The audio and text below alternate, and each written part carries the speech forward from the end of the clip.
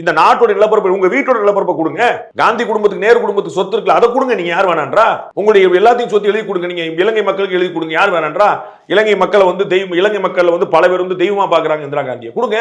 சத்தியமூர்த்தி போன கொடுங்க. காமராஜர் இல்லத்தை கொடுங்க. யார் தடுத்தா? அது எதுக்கு எங்க ஊர் லேண்ட் எடுத்து கொடுக்குறீங்க? அன்னைக்கு அந்த நிலைமை இருந்துச்சு. என்ன நிலைமை இருந்துச்சு சொல்லுங்க. இன்னைக்கு பாரத பிரதமர் நரேந்திர மோடி அவருடைய கவர்மெண்ட்ல பங்களாதேஷுக்கும் நமக்கும் எல்லை பிரிப்பு நடந்தது. ஒரு தெளிவா சுதந்திர காலத்துல நடக்காம இருந்துச்சு. அவங்களுடைய தனியா நாடா பிரிஞ்ச பிறகு அப்போ வந்து 2 கிராமம் கொடுத்தாங்க, 2 கிராமம் எடுத்தாங்க. புரிஞ்சுக்கிறோம். நம்ம கச்சத்தீவு கொடுத்தோமே, அவங்க என்ன கொடுத்தாங்கன்னு சொல்லுங்க. இந்த உட்கார்ந்துருக்க இந்த இடம் வந்து அவங்க கொடுத்த ராமேஸ்வரத்தில் இருக்கும் தங்கச்சி மடம் வந்து அவங்க லேண்டுப்பா, நம்ம லேண்டு கிடையாது அப்படி சொல்லட்டும். ராமநாதபுரமே நம்ம ஊர் கிடையாது, ஸ்ரீலங்காவுடைய ஊர் சொல்லட்டும். நம்ம கொடுத்தோன்னு என்ன கொடுத்தாங்கன்னு சொல்லட்டும். அவர் அது பட்டியல் போடுவாரா? அப்ப நீங்க கச்சத்தீவு கொடுத்தது வந்து என்ன எதை அப்படின்னு அரசமைப்பு ரொம்ப தெளிவா சொல்லுது. நிலமைப்புல மாத்தணும் அப்படின்னா பார்லிமெண்ட்டுடைய ஒப்புதல் இல்லாம அரசமைப்பு திருத்தம் எல்லாம் பண்ண முடியாது. ஏன்னா இந்தியாவுடைய மேப் வந்து வரையறுக்கப்பட்ட அரசமைப்புல கச்சத்தீவை கொடுத்த போது பார்லிமெண்ட் ஒப்புதல் வாங்கினாங்களா?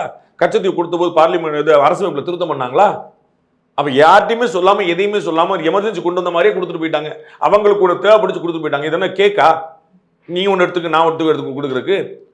அப்போ வந்து இந்தோ சைனா பாய் சொல்லிட்டு இருந்தாங்க. சைனா வந்து ஆக்கிரமிச்சிருக்காங்க. வாங்கினாங்களா திரும்ப? நான் ஏற்கனவே சொன்ன ஜம்மு காஷ்மீர் பகுதியில் வந்து ஒரு மனித நடமாட்டமே இருக்க முடியாது. அந்த பகுதியெல்லாம் கொடுத்துடலாமா பேசாம? இதுதான் காங்கிரஸோடைய பார்வையா இருக்கு இந்த நாட்டை பத்தி. இவங்க வந்து எப்படிப்பட்ட கட்சி இருக்காங்க? திரு அந்தோனி அவர்கள் வந்து உள்துறை அமைச்சர் பாதுகாப்புத்துறை அமைச்சராக இருந்தபோது நம்மள ரோடு எல்லாம் ரொம்ப மோசமா இருந்தா தான் அவங்க வந்து யாரும் வரமாட்டாங்க. அப்பதான் ரோடு எல்லாம் எல்லை பகுதியில் மோசமா இருக்கணும். நம்முடைய பகுதி மக்கள் இந்திய மக்களையும் சேர்த்து படுத்தினவங்க. இன்னைக்கு ரோடு பிரமாதம் நம்மளால ரீச் பண்ண முடியும்.